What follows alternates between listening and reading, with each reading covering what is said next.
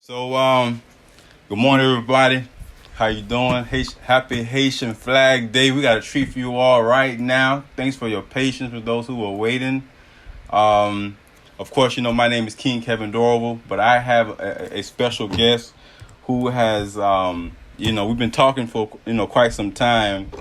And, it is my honor and privilege to introduce you guys to the gentleman that has, influenced me to actually do my homework and to really study and understand, my culture, my history, and just, all of that good stuff, So without further ado, I want to introduce you guys to Professor Jean-Claude Exulien. Did I say your last name correct? Exulien. Exulien. That's correct. All right. So, Professor, I'm going to give you guys a quick bio about him, and because I had to look him up, when I first met him at the Haitian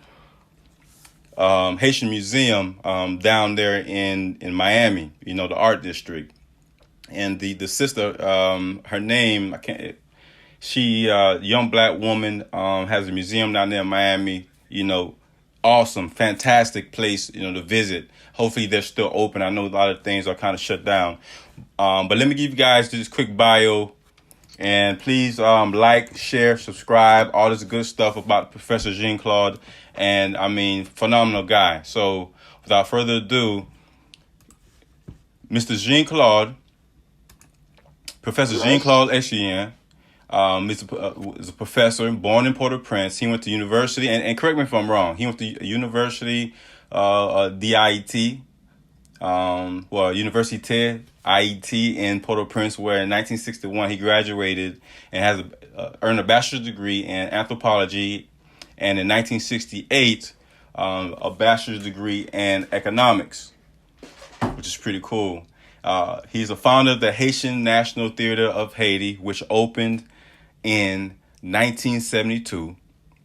He came to Miami May 8th, 1977. He is also one of the founding members of Combat Liberté, and also the Haitian Historical Society, which we're going to get into that as a whole nother can of worms. But a good one, though. And I met him some years ago at a debate it was going to be me, the professor, and also Edrich Dundercat, and we was talking about, it was a panel talking about the history and legacy of Toussaint Louverture, and I thought I knew a lot until I met this guy. So go ahead, Professor, say hello to the crowd, and both Creole and in English, and definitely Happy Haitian Flag Day, May 18th, baby, 1804. All right. Thank you very much. And I have to congratulate you because you chose a very important day in Haitian history to ask me to talk about Toussaint Louverture. You're breaking out. And Toussaint Louverture was born in Saint-Domingue at the time. Saint-Domingue will become Haiti in 1804. The May 20 is 1746. Some historians put 1743, but a French historian who wrote a book more than 15 years. He published the book more than 150 years ago. And the title of the book is Toussaint Louverture, and the name of the author is Granion Lacoste. Granion Lacoste. But in his book, he said the right date of birth of Toussaint Louverture, the right date of Toussaint Louverture birth, is 1746, not 43. So myself, I always, all the time use 1746 instead of 1743. So 1746 is the correct date? Right. 1746, apologize. So 1746, May 20th, 1746 is the correct date of... May 20, 1746. Okay. Yeah. And, in Miami, since 20 years, since 2001, the mayor of Dade County proclaimed May a Haitian Cultural Heritage Month. So May is a very important date in a very important month in Haitian history. Not only because of the Haitian flag in May 18, but because of Toussaint Louverture too. The date of Toussaint Louverture, as I already told you, May 20 is 1746. Some years ago, maybe 5 or 6 years, and another Haitian friend, Jean Mapou, a very well-known from the Haitian community, and myself, we went to Toussaint Louverture Elementary School in Miami, and we went to talk to the principal about May 20 because the school is named after Toussaint Louverture. And then we told the principal it's a very important, every May it's about Toussaint Louverture. Mm. And she was very, very glad to hear that. And I'm going to this year. And he did it effectively. But since that date, 6 years ago, every May 20, they celebrate Toussaint Louverture at the school. Okay. So now, another thing I would be glad to tell you, that's the way I teach history. Because I know I'm not going to spend a lot of time to talk to you about the subject. I recommend some books you can read to complete what I didn't have enough time to tell you. Mm-hmm. So, for example, go ahead. No, go ahead. Okay. The first book I would ask you to buy and to read. Some of the books are in French and some other books in English. But this one is in English. Night of Fire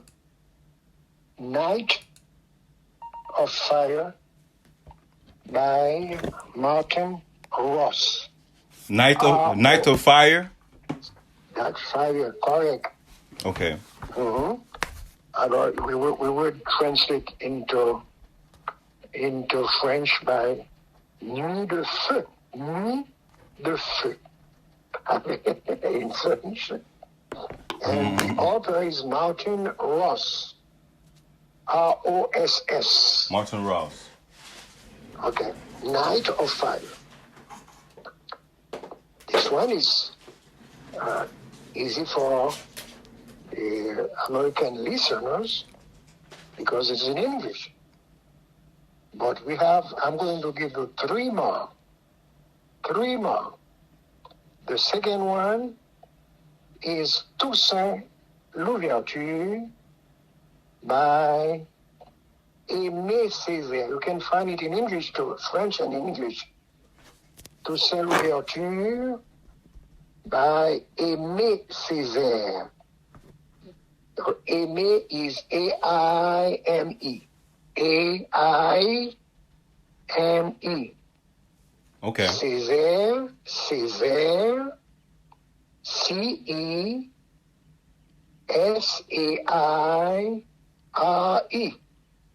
C-E-S-A-I-R-E.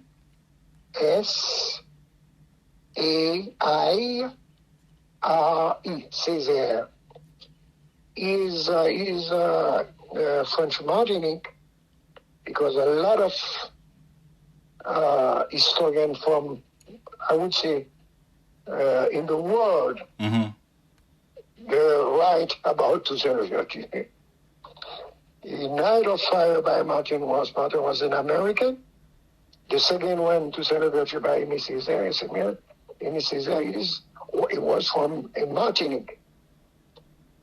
And my third one is Toussaint Louverture by Granion Lacoste. Granion Lacoste published his book in 1877, at more than 150 years. It's very difficult to find this book, but it's enough for you to know the book. And what's the name of that book again? By Gracia? Granion, Toussaint Louverture by Granion. Okay. G-R-A-G-N-O-N. That's your first name. Okay. Mm-hmm. G-R-A-N-O-N. G-N-O-N. Granion. Okay. Lacoste. L-A-C-O-S-T-E. Okay? Toussaint Louverture by Granion Lacoste. And thanks for providing that. Now let me ask you this question. There's a book that actually I've been reading, The Black Jacobins. The Black. Right. So. All right, The Black Jacobin by C.R. James. Right. James. James is from historian from Trinidad and Tobago. So. Les Jacobins Noirs. Black Jacobins by James. Correct. James. So another book is very, very good book. A very good book. And then let me give you my last one. Yes, sir. My last one, but in French. It's about Toussaint Louverture too. Toussaint Louverture, les 12 facettes de son génie. C'est le titre, grand titre, the big title is Toussaint Louverture. Okay. And subtitle, les 12 facettes de son génie. I would say 12 facets of his genius. Toussaint Louverture. And the author, the former president of Haiti, and he was my professor in Haiti, my teacher in high school and university too, Leslie Maniga, a very well-known guy. He died 5 years ago. Toussaint Louverture, les 12 facettes de son génie. In English, Toussaint Louverture, the 12 facets of his genius by Leslie Maniga. Leslie, L-E-S-L-I-E, Leslie Maniga, M-A-N-I-G-A-T.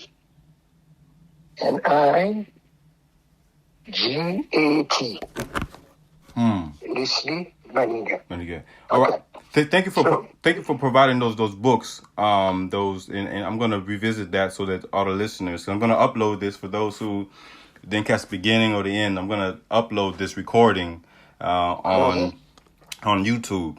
Now, let me ask you this. Now, you mentioned Toussaint Louverture Elementary. It ties into one of my questions, number 3, and I was going to ask you.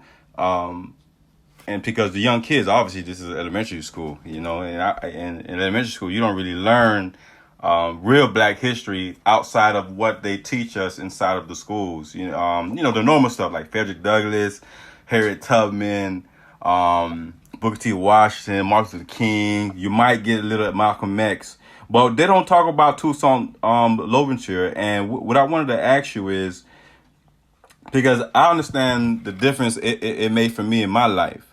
What do you think it would do to young Black kids, especially young Black boys, and girls as well?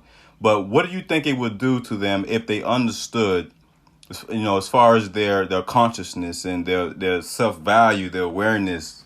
What do you think would happen to them if they were taught the brilliance of Toussaint Louverture and Jean-Jacques Dessalines and Henry Christophe? What do you think would happen if they knew about that type of history at a very early age? Because, the media, they teach us that, they project and they show us all the time, Haiti as being a poor country, which it does have its poor sides to it. I've been to Haiti. I was in Haiti 2016. I'm going again, hopefully this year. Haitian people are dependent. The nation is poor, is broken down. There's never anything positive when it comes to Haiti and the history of. Matter of fact, the history of Haiti is non-relevant. Is to them, it's not relevant. It doesn't hold any value. What do you think it would do to young kids? Like, how would it impact them, and why should they be taught this information? I think it's a very, very important question, and I'm going to try to answer clearly. Okay.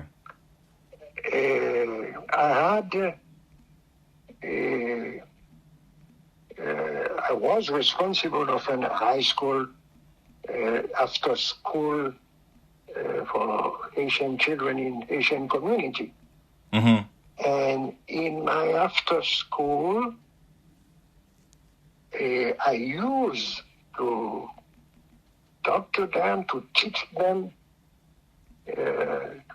Haitian history. My answer to your question, when a Haitian kid knows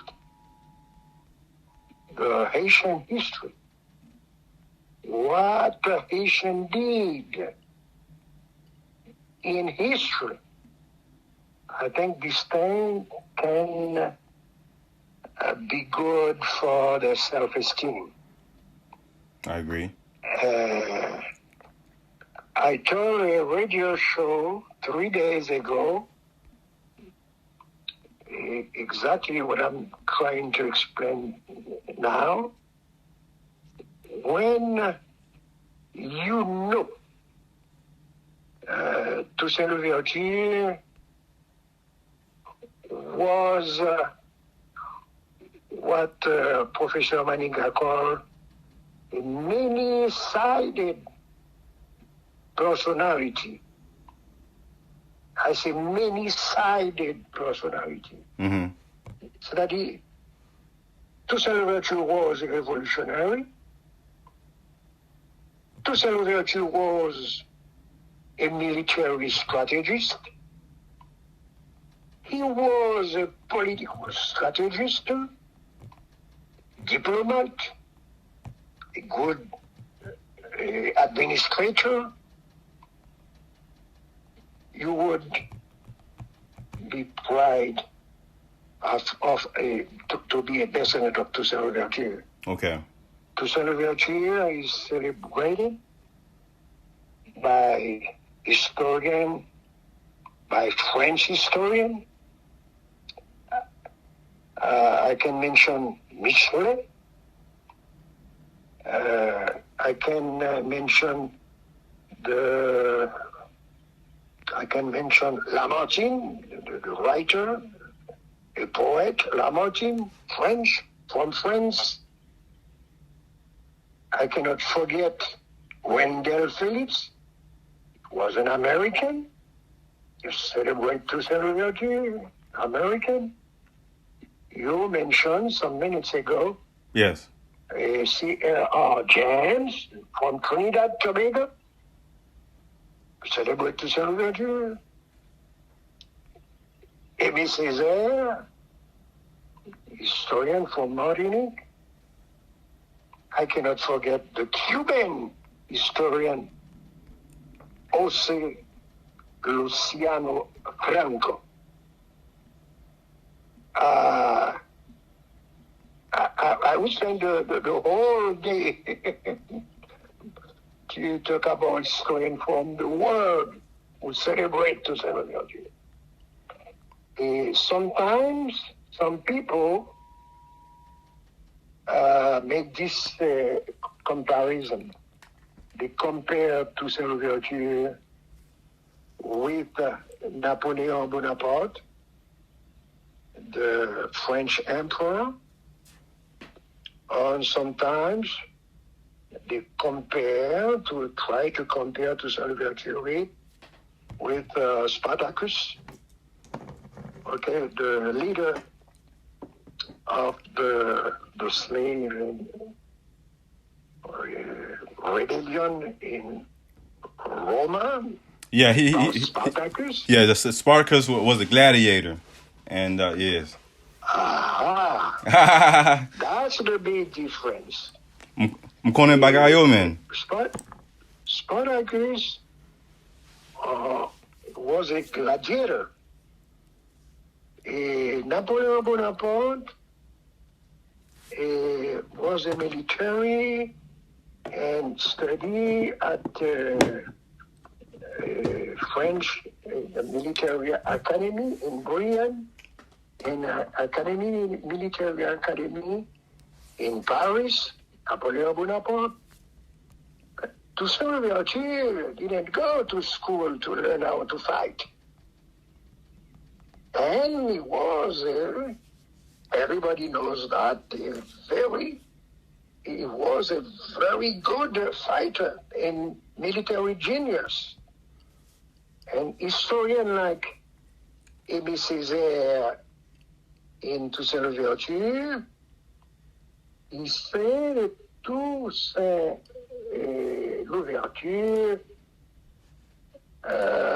was in advance of his time. Toussaint Louverture invented how to fight. Toussaint Louverture invent the principle that Césaire said that, the combination of the way the fight in Europe and the guerrilla. That's why the French army, remember? The French invasion army of Napoleon Bonaparte, that's why the soldiers of Toussaint Louverture defeat them because they use Toussaint Louverture, they use guerrilla. Guerrilla is different from the where they use to fight in Europe, you know? So Aimé Césaire said Toussaint Louverture invented that. Toussaint Louverture was in advance when you're talking about the 18th century, 19th century. He said Toussaint Louverture was in advance of that. So you pretty much saying that Toussaint was ahead of his time, so to speak. You know, being that he was advanced. Now, let me ask you this question. I'm sorry to cut you off. Let me ask you this question, Professor. You mentioned that Toussaint didn't go to school to get educated in military strategy. When I was in college, I had a course called History of the Caribbean, right? And I thank God for that class because it taught me a lot about the slave trade and just the history of the Caribbean, how it came to be, and that the slave trade started in Saint Domingue in the 1500s. I believe it said 1501, if I'm not mistaken, with the first set of African slaves brought to the island now that we know is Haiti. And Toussaint, he was privileged to the fact that he was educated indirectly. And I say that educated indirectly. Well, he directly was educating himself, but he didn't pay for it. He was the servant, and correct me if I'm wrong, but he was the servant of the plantation owner Breda, and the son went to school in France. So Toussaint was the son's servant and friend. So when the son was in class in France, Toussaint was there in class with him, learned like in the background, learning what they were being taught. So he was advanced in that degree, definitely, because he was able to be educated. He's not writing notes, of course, because black folks couldn't read, weren't supposed to read and write at the time. But Toussaint took advantage of the time and the space to take notes mentally and to study these things when he had the chance to do so, I guess, on his own free time. Is that correct? Am I accurate on that?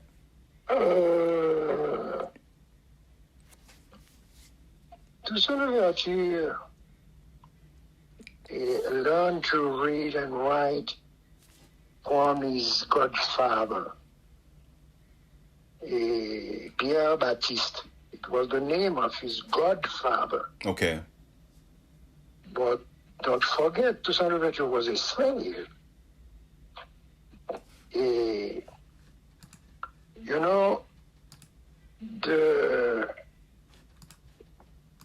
We had what we called a house of slave, domestic slave, and slave plantation. Mm-hmm.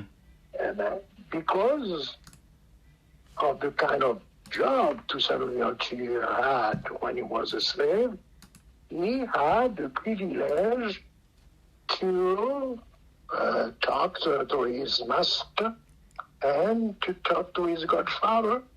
And we cannot forget, too, the father of Toussaint Louverture, who taught Toussaint Louverture how to treat people, because when they very often they talk about Toussaint Louverture as a doctor.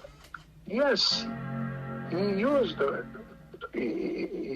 plants to treat the soldiers, to treat people. Correct. And he learned that from his father. So, I would say the formation of Toussaint Louverture was very different from the other slaves. That's true. But Toussaint Louverture never went to a military school like Napoleon Bonaparte. Napoleon Bonaparte, as I told you, went to military school, Brienne Military School, and he went to military academy in Paris, Napoleon Bonaparte.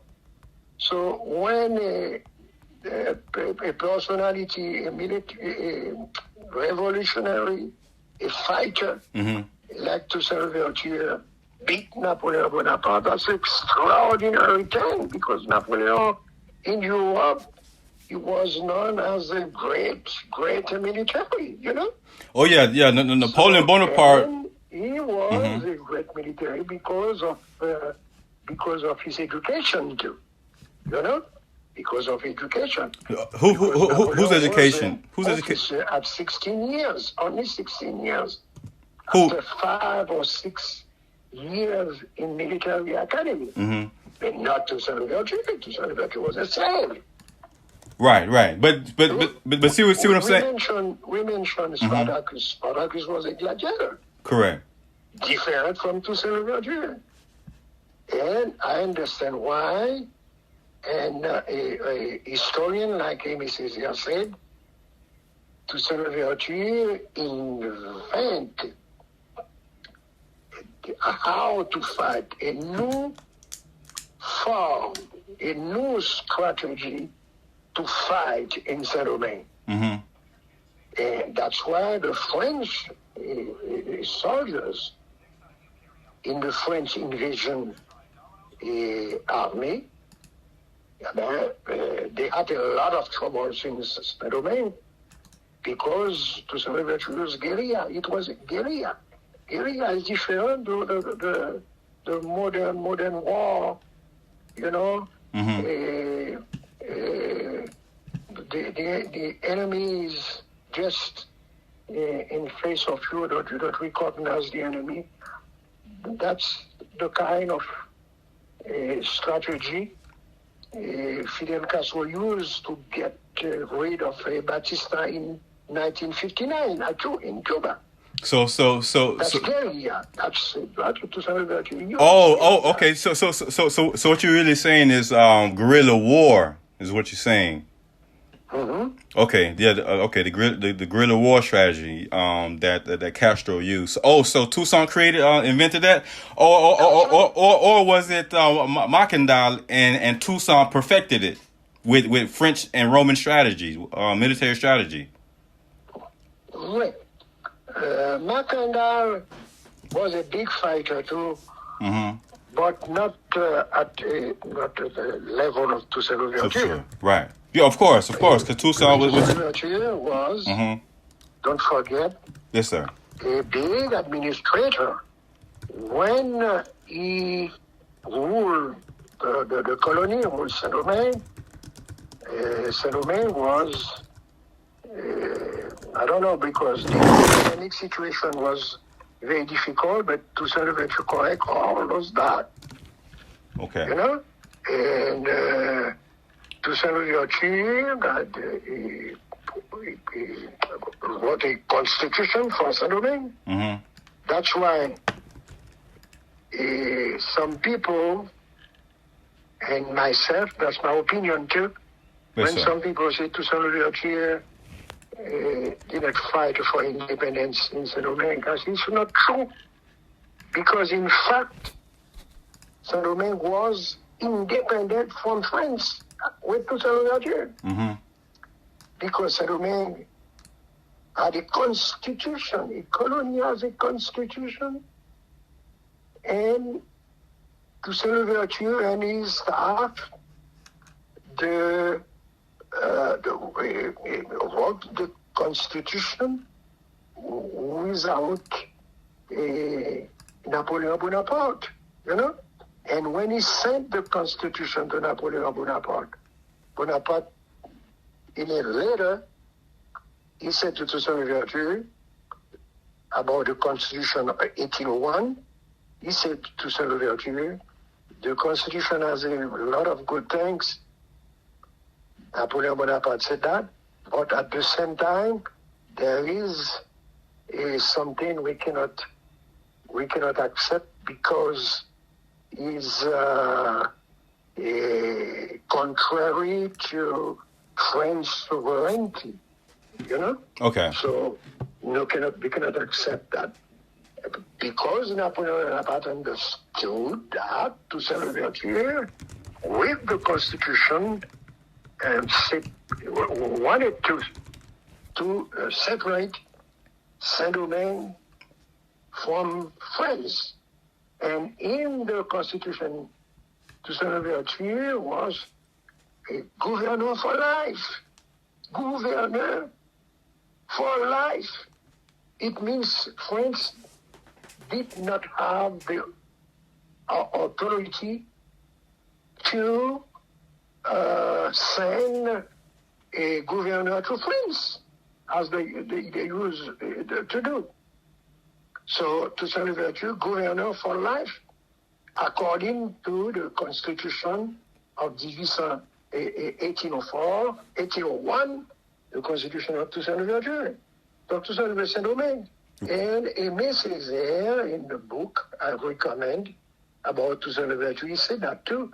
He said 1791, 98, because Saint-Domingue, the colony of Saint-Domingue, was invaded by English and Spanish troops. Toussaint Louverture negotiated with General Maitland in 1798 for the British to leave Saint-Domingue. In August 1798, without French, without Napoleon Bonaparte, without Edouville, who represented France in Saint-Domingue, without them, Toussaint Louverture negotiated with the British guy, with General Maitland. Mm-hmm. Saint-Domingue was independent from France. And to do that, you have to be the ruler of independent country. Correct. So before you continue, that what you just said was very important in the whole history of things. So by Toussaint saying that he's going to be the governor for life, this pissed off Napoleon to send General Leclerc, his son-in-law, who married to his daughter, to go ahead and go to Haiti and seize Toussaint. Is that correct? Correct.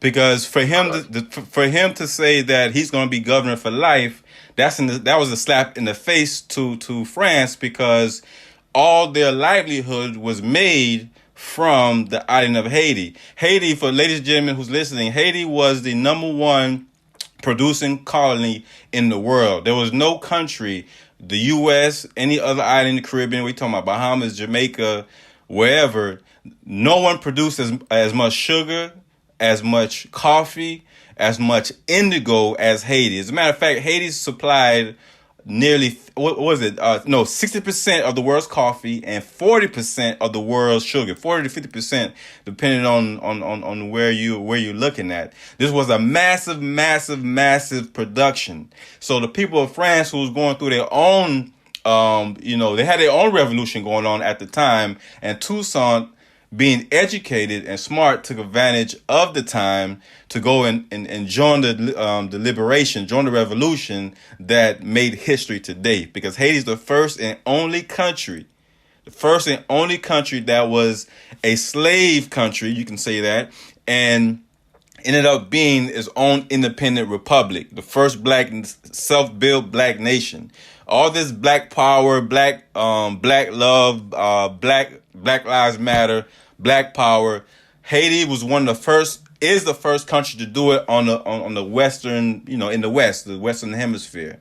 A lot of kids don't know that. They don't understand the history or how significant what Toussaint was able to accomplish. General Toussaint was able to accomplish when he defeated France. France was the number one superpower in the world and the wealthiest country in the world. So when the enslaved, I don't like calling them I don't like calling them slaves, to be honest. I always say enslaved, because they were people first before they were slaves. So when you feel me? I know you're gonna feel me on that one. But when you have enslaved people who were the word we use, yes, sir. The word we use in French is captif, not captive. Slave. Okay. You have captif and esclave. Okay. Okay. Esclave is French, slave English, esclave French. But we say captif. They kidnapped them in Africa to put them in a slave situation in Saint-Domingue. You know? So the right word to use before the situation in Saint-Domingue, where they were exploited by France, the right word to use is captive. They was kidnapped in Africa. You know? Exactly, and I'm glad you said that, because it points me into the next question I was going to ask you about, which was the fight for reparations. Just recently, George, the riots, the world was out of control. There was a huge riot that was going on all around the world because of what was happening with the George Floyd case and all the the police brutalities and things of that nature. So the world was on fire, and so we had the black nation had everyone's attention. Now, the cause, the fight for reparations has resurfaced again because of this, and Haiti has a clear cut, and of course the United States as well, but Haiti has a clear cut. I want to say case for reparations, being that the first nation in the Western Hemisphere to be part of the slave trade, possibly the first colony, one of the first colonies in 1501, where the original inhabitants of the island was the Taino Indians. And then you have France, who made Haiti pay, I believe this was 1825, forced Haiti to agree to pay 150 million francs, which is equivalent to about 166 billion dollars. You know what I'm saying? It was a exorbitant amount of money. Now that was, chattel slavery. Now France made sure, okay, we can't beat you in the field. You beat our butt in the field, but we're gonna beat you economically. So now we're in the econo wars, which means a war of economics. We can kill you and destroy you economically. So the world, United States of America, France, they refuse to recognize Haiti's independence. And to be personally, to be honest, President Boyer and whoever else was in charge of agreeing to that extortion, because just a little side note, 14 countries right now in Africa, I think Guinea, definitely, Burkina Faso, I want to say Liberia, not the Congo. Is the Congo French? Yes, the Congo is French colony as well. They're paying right now, 14 countries are paying France for their freedom. How can I pay you for my freedom? I was born free. Now, reparations is a big discussion right now. And when President Jean-Claude Aristide brought it up when he was president. Matter of fact, this is his book I have. Jean-Claude Aristide presents Toussaint Louverture. It's a pretty good book of letters about Toussaint. When he brought it up, the France had the U.S. get him out of Haiti. Now, I don't know if all of that 100% facts is, but I do know he brought up the case to France. Y'all owe us some money. You know what I'm saying? You guys, we should have never paid y'all that money for our freedom, because you guys enslaved us. You know what I'm saying? So, how do you think? Absolutely correct. Yes, sir. And Boyer had a lot of problems because of that. But at the same time, you have to understand, because Boyer and before Boyer, Pétion, and before Pétion, Dessalines, they had in mind to push the other countries to recognize the Haitian independence. It was a very important thing for all those a president, the Emperor Dessalines, President Pétion, President Boyer. Yes, we pay 100, not 100, it was 150. They reduced 150 to 60 million. And we finished to pay in 1887, 88.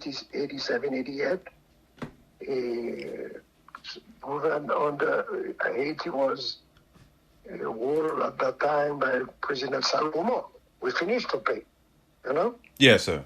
So that's crazy, man. That's why another historian,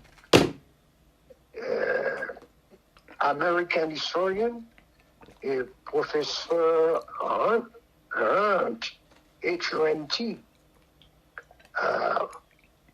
he has a book. The title of the book is Haiti's Influence on Antebellum America. And then in the prologue of the book, at the conclusion of the book, to be clear, and he said, if Haiti became the most poverty-stricken country in the Western Hemisphere, it is in part because Haiti gave a lot and received a little. Gave a lot. Hey, gave it. Yeah, you're right about that because a lot yes, and received a little. We gave a lot of money, as you just mentioned. Napoleon sent his army in Saint-Domingue because they wanted to restore slavery in Saint-Domingue, because Saint-Domingue was very important for the French economy at this time. You understand? It was the lifeblood of France. It wasn't just very important. They depended solely on Haiti. Without, as a matter of fact, you know what? I'm sorry. Go ahead. I'm gonna you say something when you finish. Go ahead. So I think it's a very good subject. What Professor Hunt said in his book, when he said Haiti became the most poverty-stricken country in the Western Hemisphere because Haiti gave a lot and received a little. We give a lot of money. We use our money in Haiti to help Simon Bolivar for the liberation of South America. We don't use only our weapons. Mm-hmm. We don't use only our soldiers. We use your money too. We use our money. When I say our, I'm talking about Haitian money. Haitian. Correct. We use our money to help some countries in Europe, not only in America, but in Europe. If you talk about the independence of a country like Greece in Europe, in 1822, Jean-Pierre Boyer was the president of Haiti at that time, and then we gave a lot of help to Greek fighters in 1822 when the fought for the independence from Turkey, you know. So we gave a lot of help to Greece, a lot of help to Belgium too. Belgique, en français, to Belgium. Right, Bill. We help everybody. We send soldiers. Exactly, including in America. Don't forget. Now I know you. I know you know 1779. Because at that time Haiti was not independent at that time. Haiti was a French colony at that time in 1777. Mm-hmm. That's why my association, Haitian American Historical Association, we put the statue of 6 soldiers at the Franklin Square in Georgia.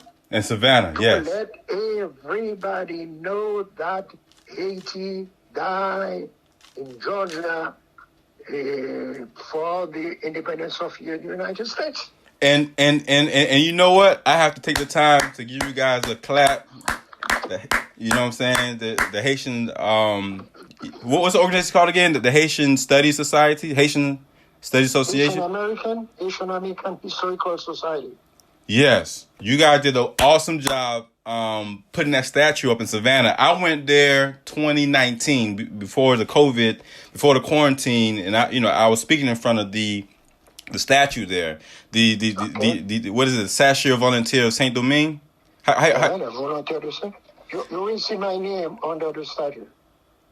And I seen that, and I told him, hey man, I know this guy. We met in Miami, and the statue is beautiful. I think it cost you guys between $250,000 to $500,000 to raise up that statue. Is that correct? That's correct. Beautiful. I mean, it's massive. It's tall and big. So we put the statue there to let everybody know that Haitian died there for the independence of the United States.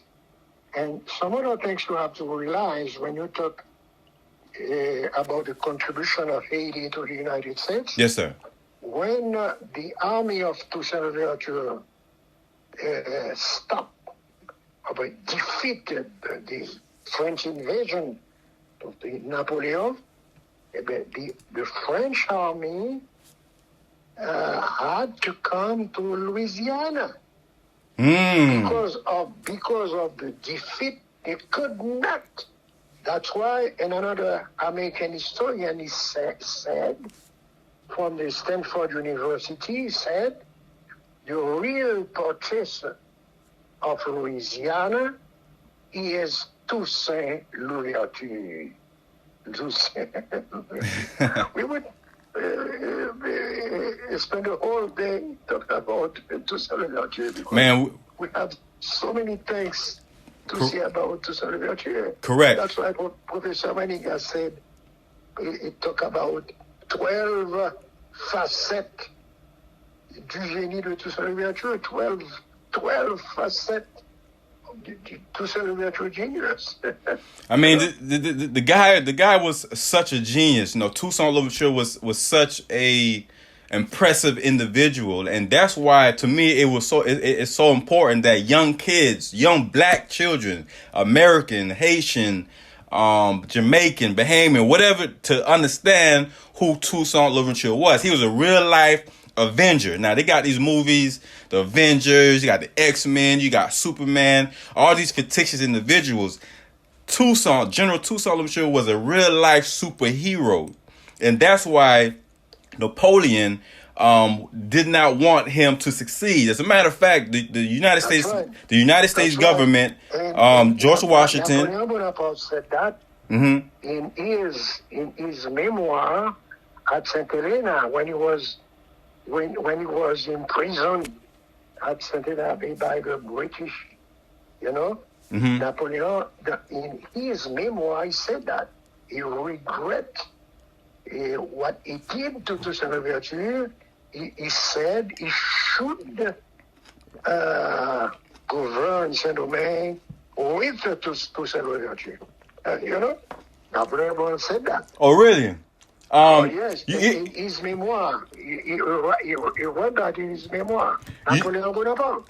And you know what? I have about three to four books, antique old books of Napoleon memoirs, because I'm looking and researching to read what did he say about Toussaint, because I know General Toussaint wrote him several letters to express to him, his conditions in the prison that they had him in. They had him in a dungeon because they starved him to death once General Leclerc captured him. But Napoleon never replied, not one letter. He didn't even want to acknowledge. He didn't even want to acknowledge Toussaint. Don't forget, Napoleon Bonaparte was a racist guy. He was a racist guy. Yes, extremely racist. You know what? Yes. And I'm glad you said that because you guys who don't know, I'm an art collector and author. Wrote 3 books. I have a huge painting of Emperor Napoleon Bonaparte. Now I got a video coming out and a press release get ready to release. That's called Napoleon Bonaparte, the Godfather of white supremacy.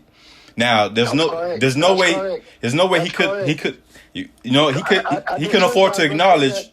Don't forget, they are not celebrated because I always make a difference between commemorate and celebrate.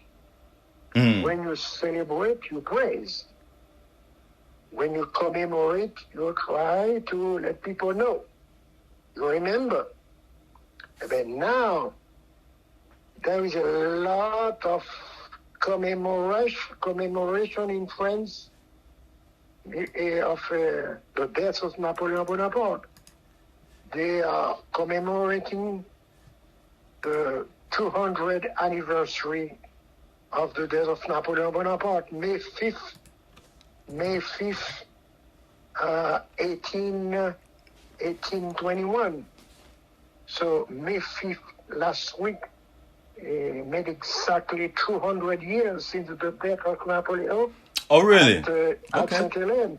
So now everywhere in France, the museum, the libraries, a lot of talk, a lot of conferences, about Napoleon Bonaparte. Oh, wow.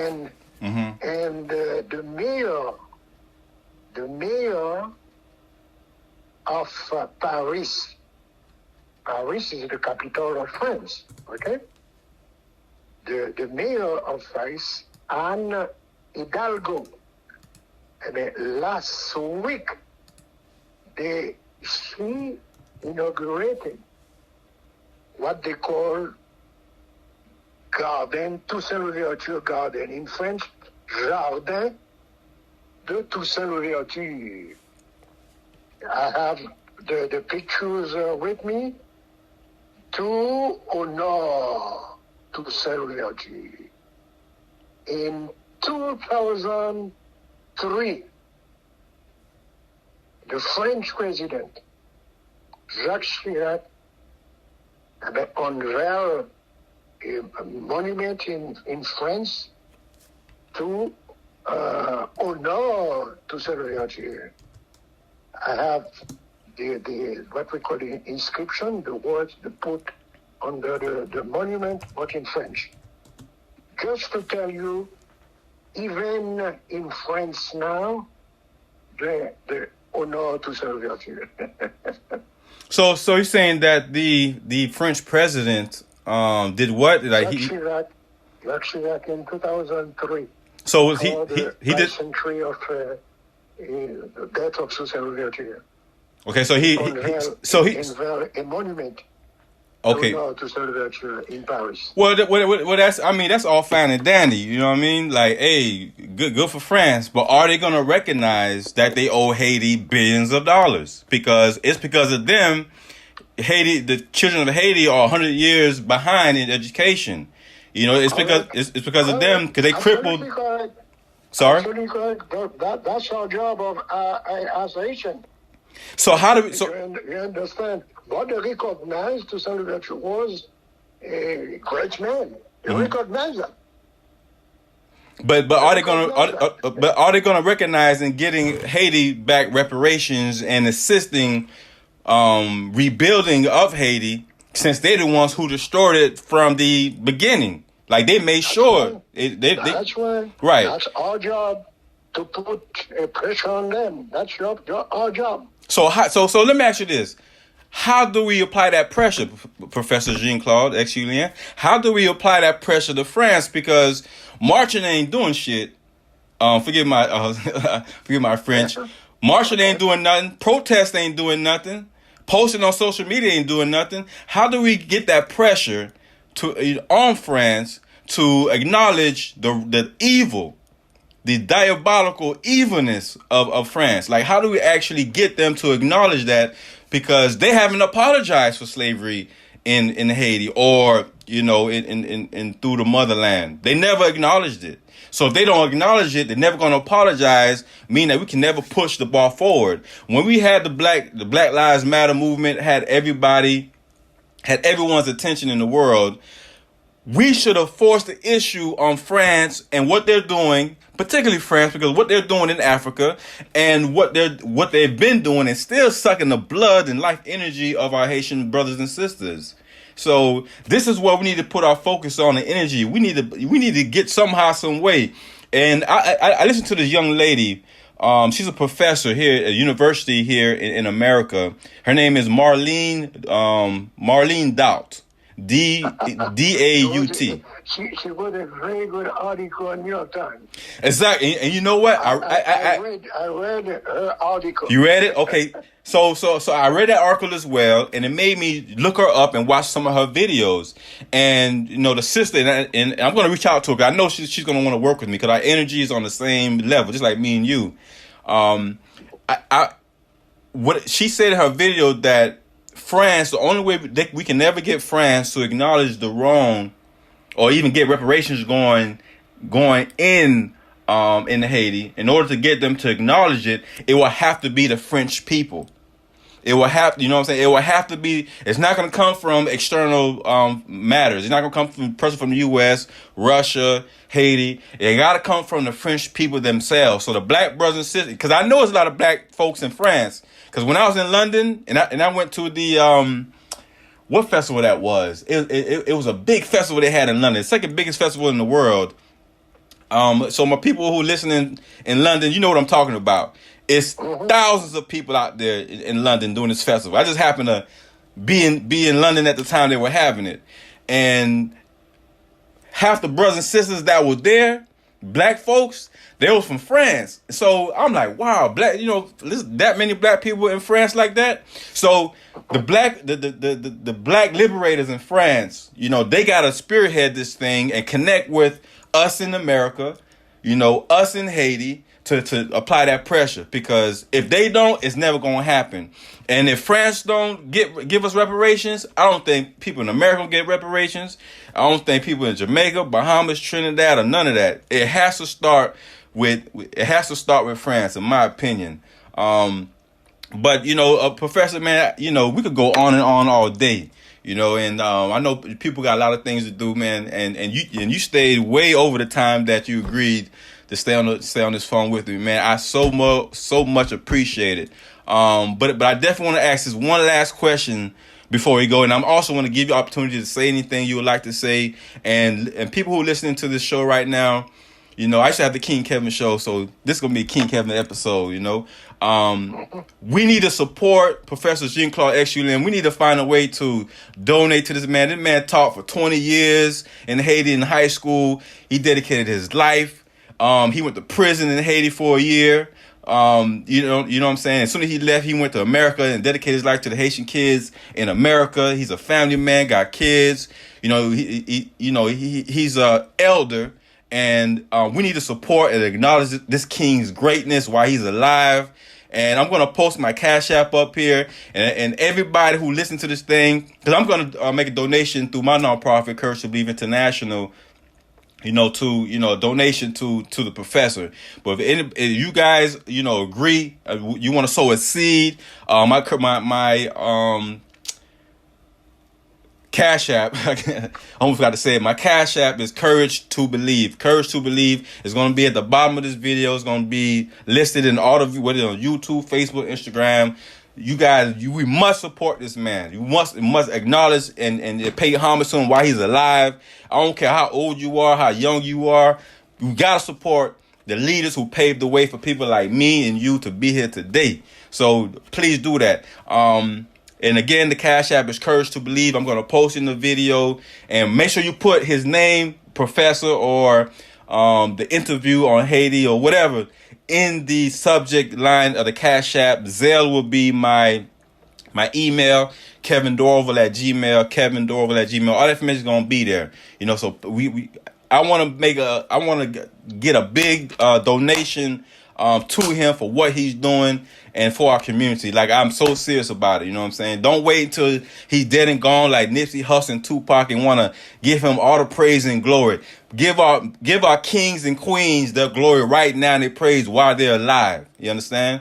So I'm for real about this, brother. But I didn't ask you this, Professor, before I go. And I want you to, if you want to drop, a question or two, a statement or organization, you can do that. But I want to ask you this. Now, General Toussaint was known to be a millionaire or a wealthy man.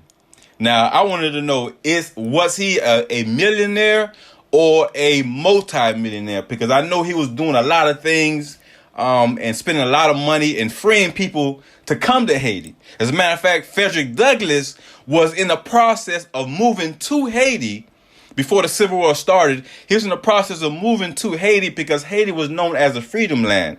As a matter of fact, ladies and gentlemen, they would not allow any articles or even any Africans, any enslaved Africans from Haiti to come to the U.S. because they didn't want them influencing the enslaved Africans in America. That's how powerful Toussaint Louverture, Jean-Jacques Dessalines, Henry Christophe, and the other soldiers and queens, warrior queens were. And so they wanted to block that information. So they didn't want them reading. You couldn't read anything about them. You couldn't bring people there. They blockaded. Thomas Jefferson, George Washington each put $250,000 cash to give to France to beat Haiti, and they still lost. That's why they have the foots on Haiti to this day. Now, was Toussaint Louverture a multi-millionaire or millionaire, or how wealthy was he? I just gotta know, because I love money, and I love what money can do, because money is not the root of evil. It's the love and greed of money is the root of our evil. So talk to me.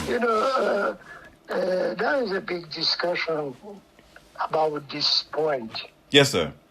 Remember when Toussaint Louverture was in jail in Fort de Joux on the mountain of Jura in France, Napoleon Bonaparte sent the General Caffarelli many times to talk to Toussaint in prison, to try to get from Toussaint where he put his money in Saint-Domingue.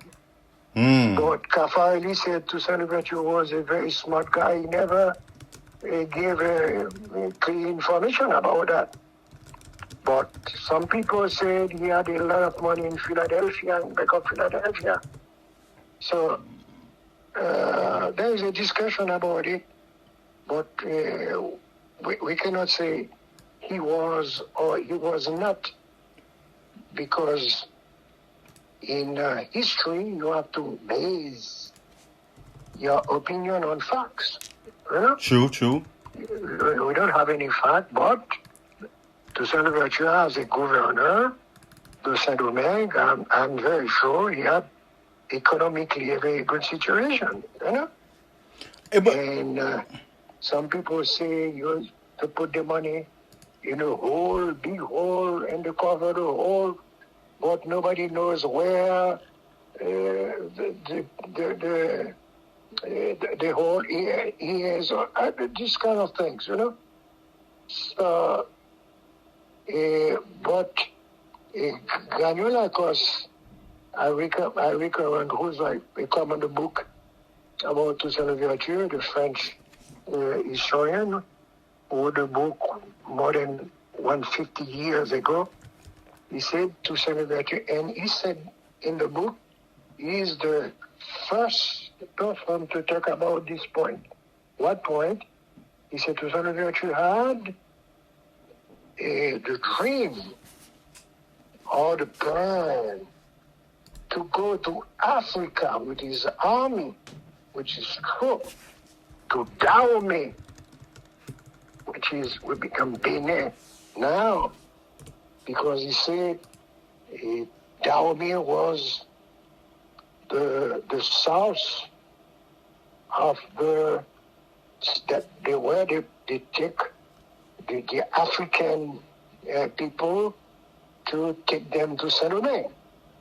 So he said Toussaint Louverture had that in mind. So to get this kind of plan, you must have a lot of money. Oh yeah, you had to have big money. So that's a question I wonder sometimes, but we don't have any fact. What? I cannot say he was or he was not. We don't know no fact about it. Well, being history, let me tell you something, Professor Jean-Claude. When I was in college, right, I became a history detective.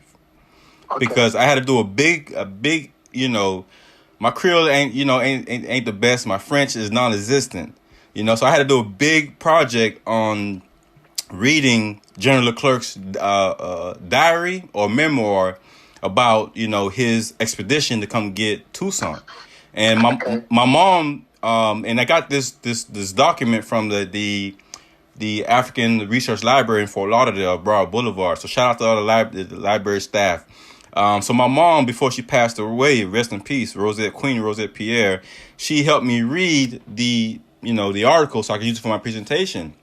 And so in reading that, I found out that there was a historian named Joel A. Rogers, According to his research, he said that there's a guy named Gerard. What's his first name? Gerard. And I can tell you what his first name was. Stephen Gerard. Stephen Gerard took $6 million because what Toussaint was doing with Gerard, because he was a banker in Philadelphia. So Toussaint to give him money to go, him and other Frenchmen and white men, give them money to come to America, buy enslaved Africans, bring them to Haiti in the disguise of, supposedly getting them to work on a plantation. But what was really happening is that Toussaint was freeing them as soon as they got to Haiti. That's why Haiti got the name Freedom Land. So when Toussaint got kidnapped in Haiti and brought to France, before that happened, he gave Gerard $6 million to go purchase ammunition. I don't know, was it for a war or for just preparation for France? But he gave this banker roughly around $6 million. And when Toussaint got kidnapped, Gerard took the money, came to Philly, built his college, and then put in the books that no black people can go to his college named Gerard College, that no black people are allowed to be a student at his college. It wasn't until I think maybe 5-10 years ago that they amended the school policy, and then they started to allow black folks to attend this private college. So one of the first universities in America was actually money from a black man named General Toussaint Louverture. So if he was able to give him $6 million, that, okay, obviously he's a millionaire because he owned tons of horses. We all know he was a great equestrian. He owned land. He even had a few slaves himself. I'm sure it wasn't to the harshness of how the French people were doing it, but he had a lot of capital. Enough to do what he was doing. And so when I found that information, I was like, man, I wonder how many people know that Toussaint started one of the first colleges in America, which is, in west side of Philly. So those who didn't know that, there's a nugget. The author, Joel A. Rogers, I have a couple of his books. So he has some great books, but I didn't read that in one of his books. I read it in an article that I found. So I found that pretty interesting. So, but we got to do a part two. We got to link up again, Professor. I don't know if you have anything you want to leave us with, but I definitely wanted to give you the opportunity to close us out because we got to get on with the day. And shout out again, everybody. Happy Haitian Flag Day, 1804. The first to do it. Sac Fed, all my Haitians out there in the world. Big ups. All right. Thank you. Merci beaucoup. I think it was a very good occasion for me to share what I know about the greatest black man in the world history, Toussaint Louverture. So I'm not going to stop until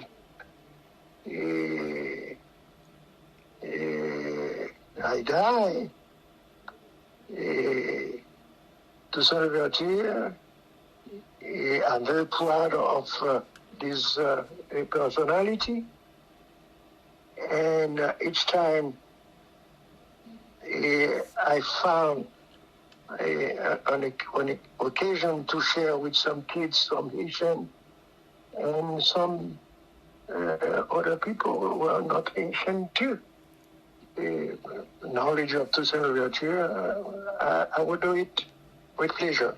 With pleasure. So I wish you a bonne chance, good luck, and I see you in another time. Oh, definitely. And by the way, how old are you, Professor, if you mind me asking? I'm 82. 82 years old in the game, man. This is a real OG, original. And Merci pour tout bagay vous fait pour nous. You know, all the education, all the knowledge, everything you just shared with us. You know, I definitely appreciate, everything. I really do appreciate you. We need more, bro. We need more people like you within the black community. And, definitely thank you for taking the time again. And, we'll be talking. Everybody. Alors, c'est ça, on se dit à l'heure. Oui. Le anti-haïtien comme tout bagay ça, il pas cacher identité. He's not going to hide his or her identity. Au contraire, Exactement. We'll be proud. We'll be proud because not many people cannot say that, you know? Amen. So, we have a proud history. Merci. Pas de problème. Bye bye. Passez bonne journée. Bye bye. Au même temps. Merci.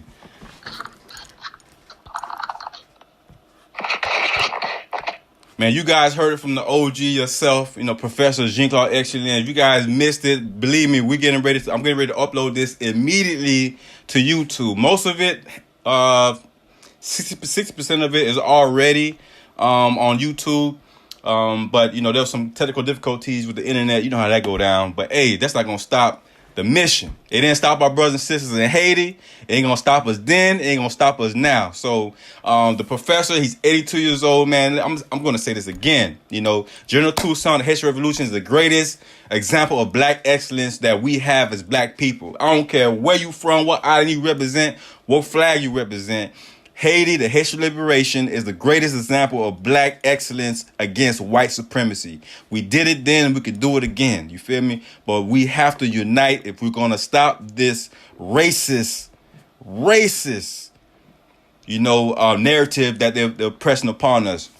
Professor, 82 years old. I would love to send him some money. I'm going to do it anyway with without his support. But I would love to send him at least $500. You know what I'm saying? So collectively, so you guys want to chip in on the donation to the professor. He didn't ask for that. It's just something that I feel as if it's my responsibility, being a young king to an older king. Courage to Believe is the Cash App, which is my Instagram and Twitter. Put the $ at Courage to Believe. I'm going to send that check to him tomorrow. Probably today. I'm going to the bank right now to cash some, to deposit some checks. So please. Support this. I'm going to upload this. If you know a Haitian out there in the world, if you don't know anything about Haitian history, go ahead and Google it. General Toussaint Louverture, the best that ever did it. He kicked the white man ass 1800 from 1791 to 1804. And we need that spirit again because we getting our ass whooped by the government. No matter where you are, you turn on the TV, what do you see? Black people getting killed, lynched. How long that's going to be going on? Haiti been free for 217 years, and they've been having their foots on our neck for 217 years. But today is a new day, and if you have faith and you believe in yourself and you love your black culture, you love black on black love, you love your brothers and sisters, please, you know what I'm saying, throw a flag up, man. Google something, post something about Haiti. You don't got to be Haitian to do that. You know what I mean? This is black history. All one love, baby. King Kevin, I'm checking out. Check website kevindover.com, and it's been an honor and privilege, and thank you for joining us. And before I leave, I just want to make this quick note.